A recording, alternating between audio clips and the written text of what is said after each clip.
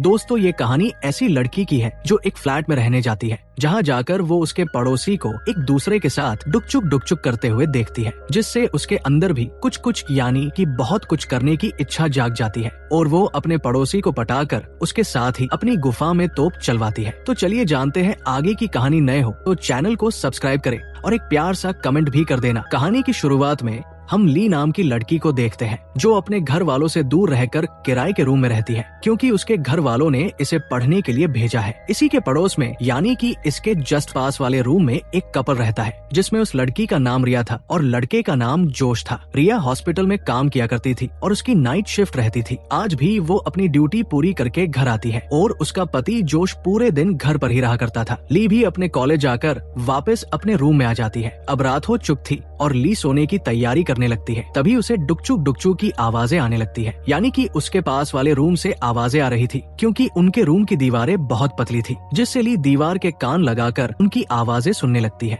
जो कि इस प्रकार थी बस और धीरे जोर से पूरा मजा आ रहा है। ली इन आवाजों पर ज्यादा ध्यान नहीं देती और लाइट बंद करके सो जाती है। अगली सुबह रिया वापस अपने हॉस्पिटल की ड्यूटी करने के लिए चली जाती है। ली भी स्कूल जाने के लिए तैयार हो जाती है। ली जब रात को वापस स्कूल से आती है तो वो देखती है कि जोश के पास आज नई लड़की अपना खाता खुलवाने आई थी। वो लड़की जोश के पास आते ही अपनी प्यास बुझाने लग जाती है। ली भी बाहर खड़ी होकर ये सब देख रही थी, जिससे उसके भी तन मन में भी आग लग जाती है, लेकिन वो ज्यादा ध्यान नहीं देती और जाकर सो जाती है। अगली सुबह जब ली उठती है तो उसके रूम से तस्वीर हटाकर एक छेद में से जोश के रूम में देखने लगती है, जहाँ ली को जोश दिखाई देता है जो अभी नहाकर बाहर निकला था। ली जब जोश को देखती है तो उसे भी फीलिंग आने लगती है और वो काफी ज्यादा गर्म हो जाती है और खुद के हाथ का कमाल दिखाकर खुद के गोदाम में सफाई करने लगती है और खुद को शांत कर लेती है। थोड़ी देर बाद जोश नहाकर बाहर जाकर खड़ा हो जाता है और उसके मोहल्ले की लड़कियों की देखने लगता है। तभी ली भी कचरा डालने के लिए बाहर आती है, जहाँ जोश भी ली को देखकर उसका भी पानी निकालने की सोच लेता है, पर ली को भी आग लगी हुई थी, इसलिए वो भी जोश के पास आकर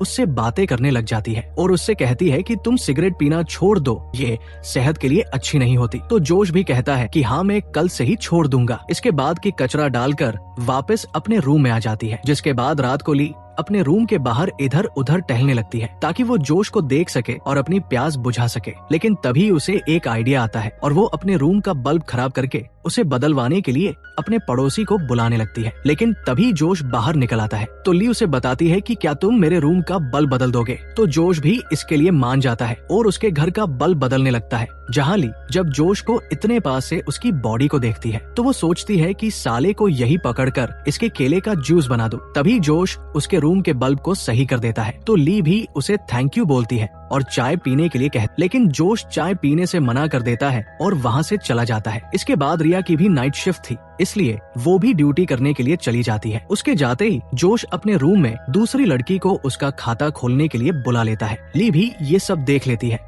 जोश उस लड़की को अंदर बिठाकर उसका मूड बनाने लगता है। पहले तो वो बातें करते हैं और फिर एक दूसरे का मूड बनाने लगते हैं। ली भी ये सब खिड़की से देख रही होती है, क्योंकि उसे ये सब देखने में बहुत ज्यादा मजा आता था। इधर जोश भी पूरे जोश के साथ उस लड़की के खाते में पैसे डाल रहा था। उनको देख कर ली की भी जवानी बाहर आने लगती है और खुद ही अपनी आग बुझा लेती है। अगली सुबह जोश उस नई लड़की को बाहर उसकी कार तक छोड़ने के लिए जाता है, जिसके बाद ली उसके घर के अंदर जाती है, क्योंकि जोश का रूम खुला हुआ था। ली अंदर जाकर देखती है कि वहाँ सारा सामना इधर उधर बिखरा हुआ था, क्योंकि उन दोनों ने रात को दबाकर मजे करे थे।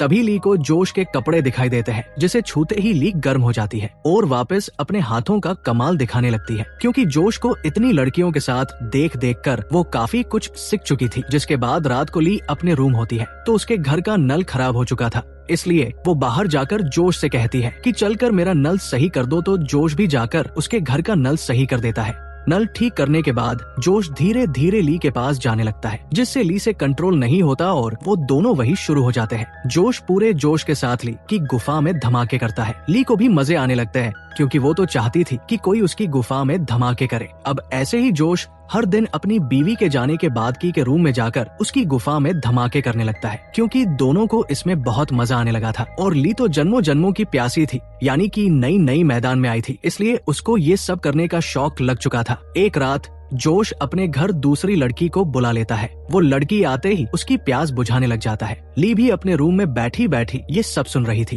और देख भी रही थी कि किस तरह जोश नई लड़की की प्यास बुझा रहा था। ये देखकर ली को बहुत बुरा लगता है क्योंकि वो जोश से प्यार करने लगी थी, लेकिन जोश तो बस ली के साथ मजे कर रहा था। अगली सुबह ली स्कूल जाने के लिए बाहर खड़ी हुई थी। तभी जोश उसके पास आकर उससे बात करने लगता है, लेकिन ली उससे सही से बात नहीं करती क्योंकि वो उससे नाराज थी। जोश कहीं बाहर जा रहा था तो वो वापस आकर उसकी गुफा में धमाके करने की बोल कर जाता है। तभी जोश की पत्नी रिया ली के पास आती है और उससे पूछने लगती है कि क्या मेरे जाने के बाद मेरे घर कोई दूसरी लड़की आती है। तो ली मना कर देती है कि मुझे नहीं पता, मैंने तो यहाँ किसी को आते नहीं देखा। तो रिया उसे एक झुमका दिखाते हुए बताती है कि ये किसी लड़की का मेरे घर रह गया, इसका मतलब मेरा पति मेरे पीछे से किसी को तो लेकर आता है, मैं इसका पता तो लगा कर रहूंगी। ये बोलकर वो चली जाती है और ली भी अपने स्कूल के लिए निकल जाती है। रात को ली वापस अपने रूम में आकर सैड होती है क्योंकि जोश कई सारी लड़कियों के खाते खोल रहा था। तभी वो जोश के रूम से कुछ आवाज सुनती है क्योंकि जोश पूरी हिम्मत के साथ रिया का पहाड़ खोद रहा था, जिससे ली भी गर्म हो चुकी थी। अगले दिन ली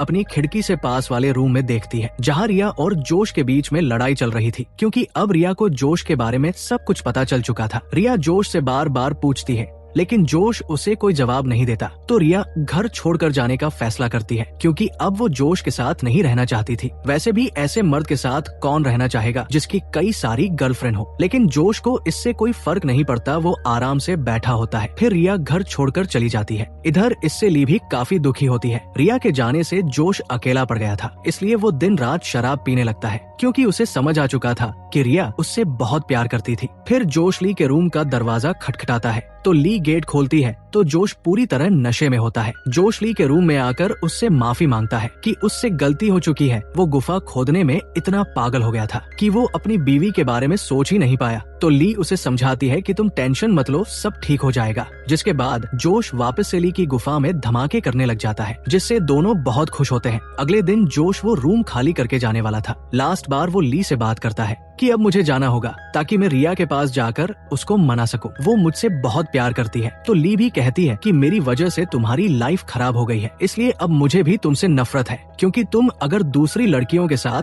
कुछ नहीं करते तो शायद आज भी हम साथ रहते। रिया भी तुम्हें छोड़कर नहीं जाती और तुम्हें ये रूम भी खाली करके नहीं जाना पड़ता। अब मैं यहाँ अकेले रहकर क्या करूँगी? कौन खोदेगा मेरी गुफा? मैंने बहुत बड़ी गलती कर दी तुमसे प्यार करके। तुम यही मेरे पास रुक जाओ ताकि हम दोनों एक नई लाइफ शुरू कर सके। लेकिन जोश इसके लिए नहीं मानता और वहाँ से चला जाता है। इससे बेचारी ली बहुत दुखी होती है और वो बहुत सैड रहने लगती है। उसका किसी भी काम को करने में मन नहीं लगता क्योंकि उसे अभी भी जोश की याद आ रही थी। तभी वो बाहर जाकर देखती है कि उसके पास वाले रूम में नया कपल रहने के लिए आया था जो कि अभी जवान ही थे। ली भी उनसे जाकर मिलती है और वो एक दूसरे से पहचान बढ़ाते हैं। ली को नया लड़का बहुत पसंद आ गया था क्योंकि ली वापस से अपनी प्यास बुझवा सकती थी। जिसके बाद जब ली अपने रूम में थी तभी उसे वापस से पास वाले रूम से आवाजें आने लगती है क्योंकि नए लोग भी आते ही एक दूसरे की गुफा खोदने लग गए थे। ली दीवार में से छुपकर उन्हें देखने लगती है जिसमें ली को बहुत मजा आ रहा था। इससे ली बहुत खुश होती है क्योंकि उसे वापस से पहले जैसा मजा आने लगा था और ये कहानी यहीं पर खत्म हो जाती है। Thanks for watching.